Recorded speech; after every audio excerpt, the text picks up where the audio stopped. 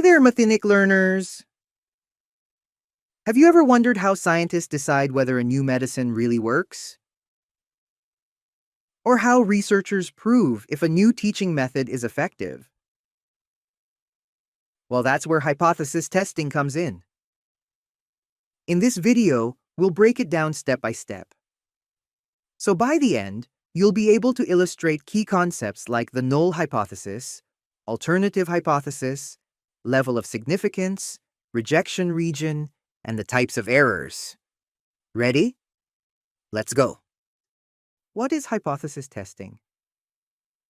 Imagine you hear a claim that drinking green tea every morning makes you smarter. Sounds cool, right? But how do we scientifically prove that? That's where hypothesis testing helps us. In hypothesis testing, we start with two competing statements: the null hypothesis, H0, and the alternative hypothesis, H1. Let's break them down. Null versus alternative hypothesis. The null hypothesis, H0, is like the status quo. It assumes there's no effect or no difference. In our tea example, the null hypothesis would be, drinking green tea has no effect on intelligence. Now, the alternative hypothesis, H1, is the challenger. It suggests there is an effect. So, for our tea example, the alternative hypothesis is, drinking green tea increases intelligence. Got it? Great. Now let's move on to the level of significance. How confident do we need to be before rejecting the null hypothesis? That's where the level of significance, alpha, comes in. It's usually set at 5% or 0.05. This means we're willing to take a 5% risk of making the wrong decision. Think of it as a certainty threshold.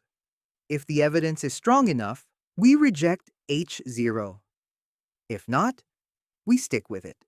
Now, let's talk about the rejection region. Imagine a bell curve. This represents all possible outcomes of our test. The rejection region is the tail area where extreme values fall. If our test statistic lands in this shaded region, we say, goodbye, null hypothesis, and reject it. But if our result is inside the normal range, we don't reject null hypothesis. There's just not enough evidence.